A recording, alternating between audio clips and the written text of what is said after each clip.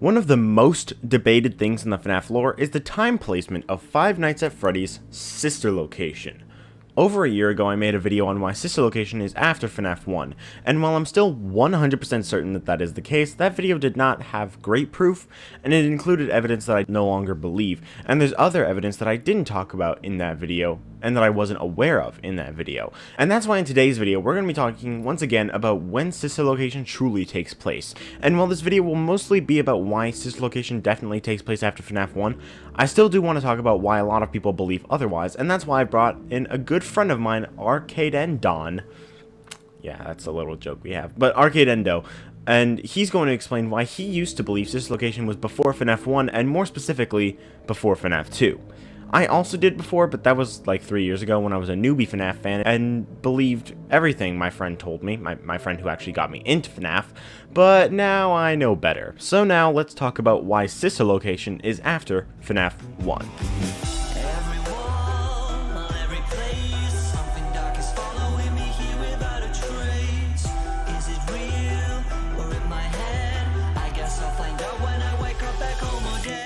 Before we talk about why sister location must be after FNaF 1, I'm going to hand the mic over to Arcade Endo, and he's going to explain why he used to believe sister location is before FNaF 2.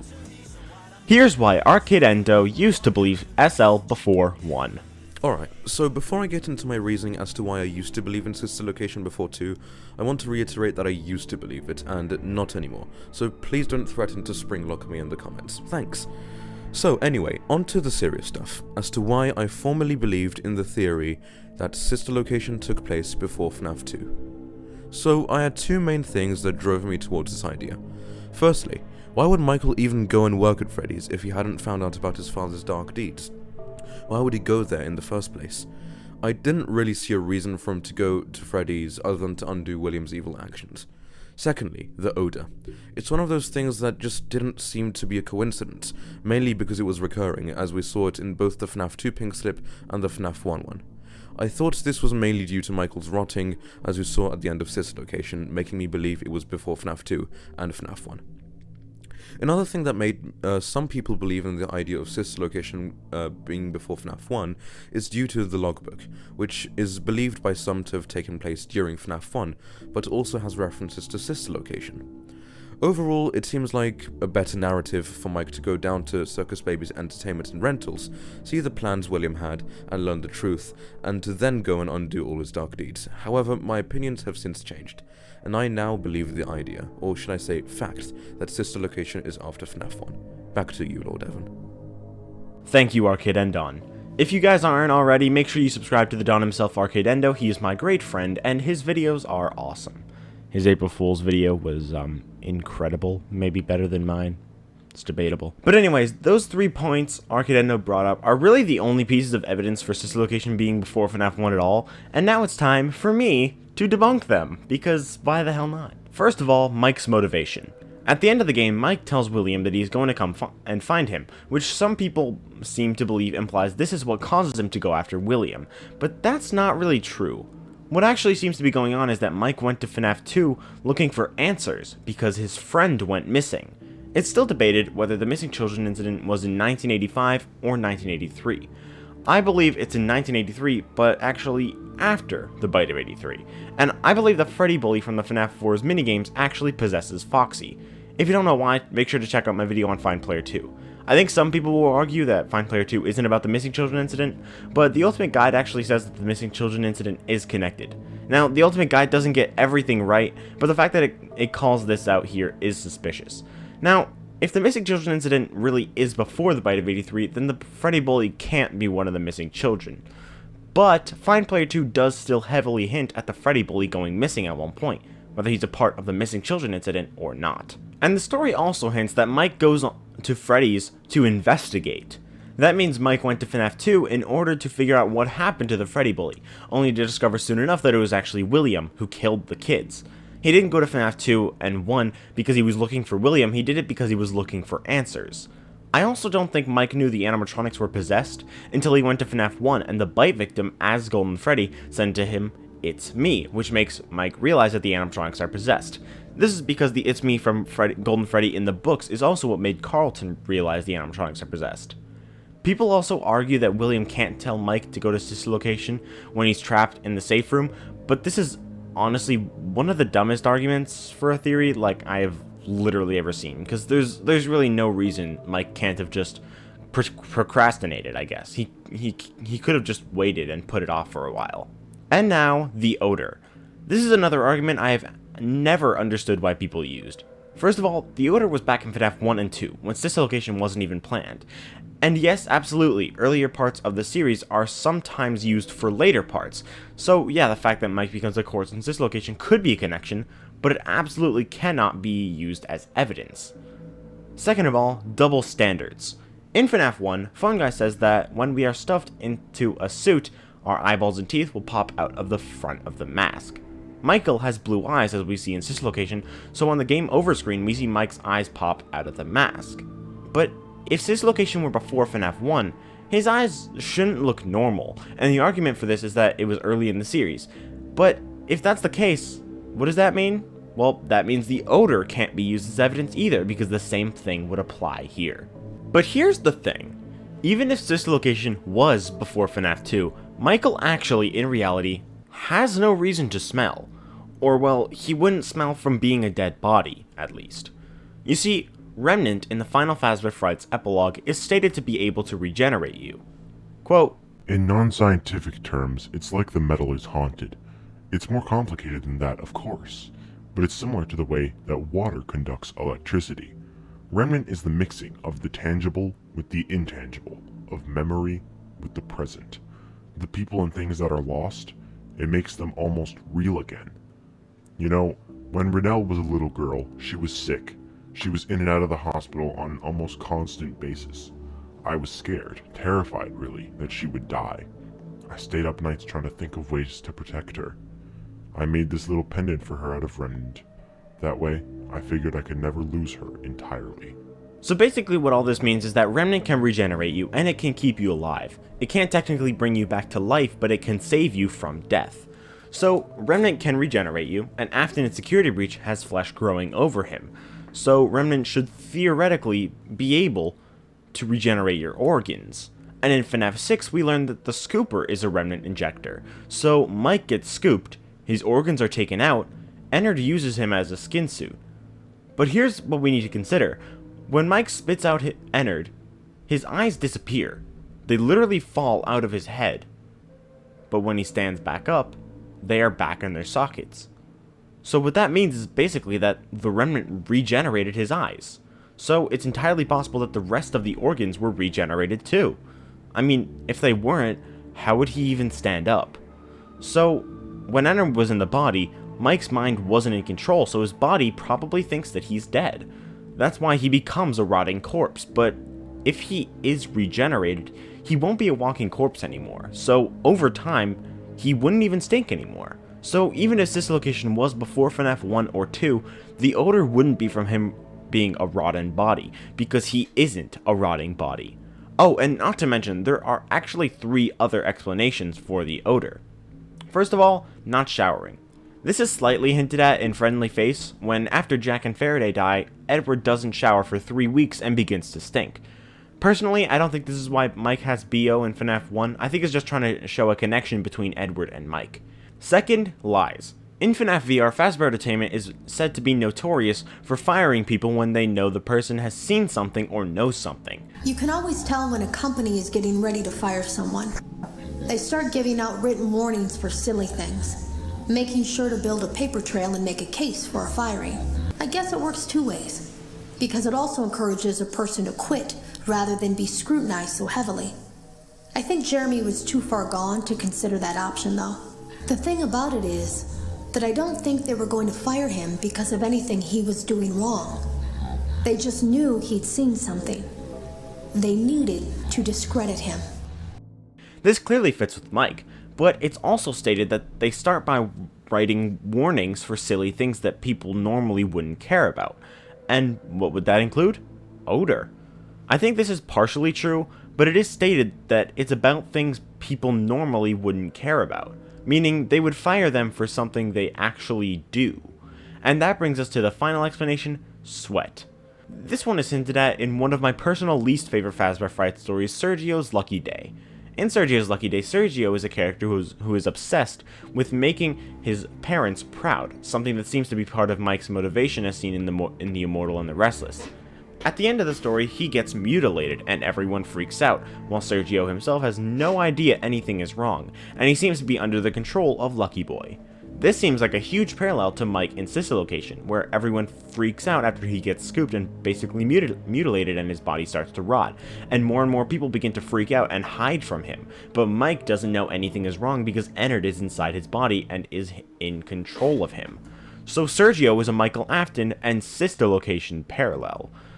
When Sergio starts his new job, he realizes it's a lot more work than his other one, even though it is a similar job, which already is a red flag, but it's also stated that Sergio feels like the new job is taking his hygiene away from him, stressing him out, and making him sweat.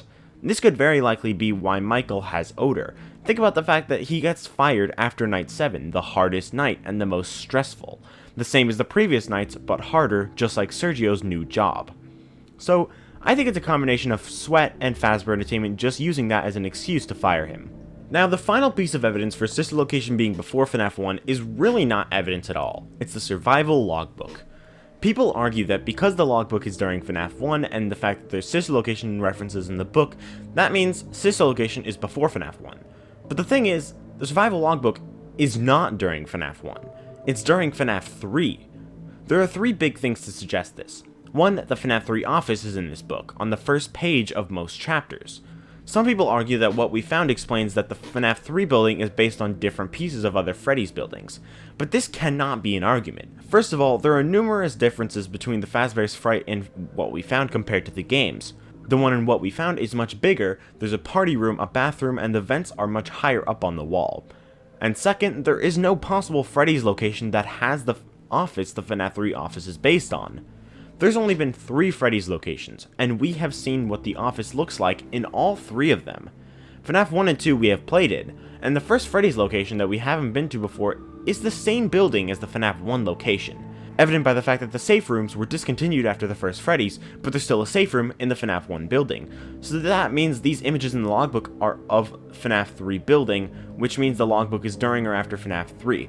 And there's also no other part of the FNaF 1 building that could have had an office, besides the one that we actually play in FNaF 1. No other room matches the FNaF 3 room. Second of all, FNaF 4. The FNaF 4 nightmares are sometime after FNaF 1. I talked about this in a previous theory on why Michael Afton is the FNaF 4 player, and if you still don't believe that, then honestly, I don't understand. But the thing is, we know that FNaF 4 is sometime after FNaF 1, and also before the logbook. The FNaF 4 nightmares need to be after FNaF 1, because they can't take place during FNaF 1. Both the FNaF 1 nights and the FNaF 4 nights are between 12 and 6 AM, meaning they can't be at the same time. And while yes, FNaF 4 is a nightmare, it still just wouldn't make sense for the time to just be lying to us. And if FNaF 4 is after FNaF 1, and Mike has the logbook after FNaF 4, that means he couldn't have gotten the logbook during FNaF 1, and there's no other possible time for him to obtain the logbook except during FNaF 3. And it does fit in with what Fazbear Frights is. It's an attraction meant to make fun of the old Freddy's locations. Having a logbook based on the original logbooks from Freddy's would make a lot of sense. It would add a smidge bit more authenticity. And that ties into the final reason the logbook is during FNaF 3. Why would a security guard's logbook have children's activities in it? Like, that makes no sense whatsoever. And I think that is trying to show us that the logbook really is a children activity book for visitors at Fazbear's Fright. It's not a real security logbook. So before we get into why Sister Location can't be before FNaF 1, let's just talk about the 2 points in the timeline when it's actually impossible for Sister Location to take place. And that is after FNaF 3 and between FNaF 2 and 1. Sister Location cannot take place at these 2 points in the timeline for basically the same reason. Hand Unit mentions a relatively recent and successful Freddy Fazbear's Pizza. Sister Location can't take place after FNaF 3 because there was no recent Freddy's for him to be talking about. And it can't be after FNaF 2 and before FNaF 1 because the FNaF 2 location was an absolute failure. The location was open for quite literally 3 weeks, if even that, and there was an event of murders there only about a week or 2 after the opening, and then it was shut down immediately. This location was not successful, and so sister location can't have taken place directly after this. Some people also say that maybe hand unit was just referring to the first Freddy's, but that doesn't make sense that he wouldn't be referring to the most recent one. That just doesn't make any sense at all. It's argued by some people that it can't be after FNaF 1 either because FNaF 1 was unsuccessful, but that's actually incorrect. FNaF 1 was unsuccessful from a business perspective, but to an outsider, it was popular. The problem was that no one wanted to buy out the company anymore because of the dark past, until towards the end of the timeline when Henry buys it back and rebrands it. In the scrapped FNaF AR Fast Facts, we're told that between 1988 and 1993, Freddy's Pizza recipe was very popular, and obviously that would come from Freddy's, and the location open at that time was the FNaF 1 location. From the outside, the FNaF 1 location is successful, but from a business perspective, it did go downhill, leading to the permanent closing. The only two successful Freddy's locations were the first one and the FNaF 1 location. So, sister location has to have either been between FNaF 1 and 3 or between FNaF 4's minigames and FNaF 2. But as we are about to talk about, it is most certainly after FNaF 1 and before FNaF 3. So there's two huge pieces of evidence that definitively prove sister location is after FNaF 1. One of them is more speculatory and not really factual, so I'll talk about that first. The year of sister location has already been hinted at in two different FNaF books. The Silver Eyes takes place in July of 1995, as it is a memorial for the people who died in July of 1985. The Twisted Ones is over a year after the Silver Eyes, as mentioned when Jessica and Charlie go to Freddy's to check on William's body. That means the earliest possible that the Twisted Ones could take place is July of 1996, but it probably takes place a little bit later than that. The fourth closet is happening 6 months after the events of the Twisted Ones, placing it in January of 1997 at the earliest. But again, that's the bare minimum, and it was probably later than that. But it was still in 1997, and the storyline of the fourth closet is largely based around FNAF's sister location, which hints that sister location could be in 1997. But there's one other book that also may tell us the year of sister location. It's the one we have already talked about before, Sergio's Lucky Day. As I said earlier, Sergio's Lucky Day's ending has many parallels to sister location, but at the end of the story, Sergio is going to his 10-year high school reunion for his class of 85. That means Sergio's Lucky Day takes place in 1995. However, if we go back to the first story, Into the Pit, the event of murdered children in this story seems to more closely parallel Save Them from FNaF 2. The Into the Pit building is clearly different to the FNaF 1 location, given the described layout, but it's said that there's a hallway that leads to a room that guests aren't allowed in, where we see the dead kids. This hallway might match up with the hallway in FNaF 2, passing the bathroom, and the door into the pit could be the parts and service room, which seems to be where the Save Them children were lured to and killed in, which is where the old withered animatronics are. And the fact that everyone runs away screaming implies that the people saw the dead bodies, matching with how in Save Them, the bodies are scattered around the pizzeria, and while there are only 5 victims in Save Them, there is a mysterious 6th bloodstain, which matches up with how rather than 5, there are 6 victims in Into the Pit. While Into the Pit is the missing children incident of the Fazbear Frights universe, it doesn't actually represent the original missing children incident from the games. In reality, Into the Pit is Save Them. So what does this mean? Well, consider the fact that Into the Pit is in 1985, and Save Them is in 1987. So if Into the Pit is Save Them, as it seems to be, that would place the events of the Fazbear Frights universe as 2 years early. So if Sergio's Lucky Day was in 1995 and 2 years early, that would mean that whatever Sergio's Lucky Day represents most likely takes place in 1997. As we've already talked about, Sergio's Lucky Day represents sister location. So if both the fourth closet and Sergio's Lucky Day hint at the year 1997, that implies that is when sister location takes place. But now, onto the final piece of evidence that flat out confirms that sister location is after FNaF 1. Remnant. Way too many people mistake Remnant as purely some sort of energy or emotion, but Remnant is much more interesting and complicated than that. In FNaF 6, it is revealed that the Funtime animatronics have Remnant in them, but we don't get a clear indication on what Remnant is until the 4th closet. In that book, the Funtime animatronics are injected with Remnant, but this Remnant is actually the spirits of the original 5 missing children meshed together. And the way this is done is by William literally melting all the endoskeletons of the original animatronics together. The endoskeletons, the metal that is possessed. This should be enough to prove sister location is after FNaF 1, and I'll get back to that in a second. But first, I want to expand on what Remnant actually is. Going back to the quote I mentioned earlier, on Talbert talking about Remnant, he says Remnant is like haunted metal. Remnant is haunted metal. But not only that, in the 4th closet, the metal is melted together, and in the Fazbear Frights epilogues, Remnant is a liquid, implying it was melted as well. So basically, Remnant is any metal that is haunted, whether by a spirit, a powerful memory, or a strong emotion, and this metal has to also have been melted into a liquid form so as to be injected into objects. I've heard many excuses that yes, the Funtimes have the original souls in them, but that it's only the pieces of their souls, and that William took Remnant from the Wizards. But that flat out ignores what Remnant actually is. It's the endoskeletons melted together. Some people may also think that in the games it's different, and that the Funtimes don't contain the original spirits, but this is incorrect. FNaF 6 in multiple ways confirms that in the games, the Remnant in the Funtimes is the same.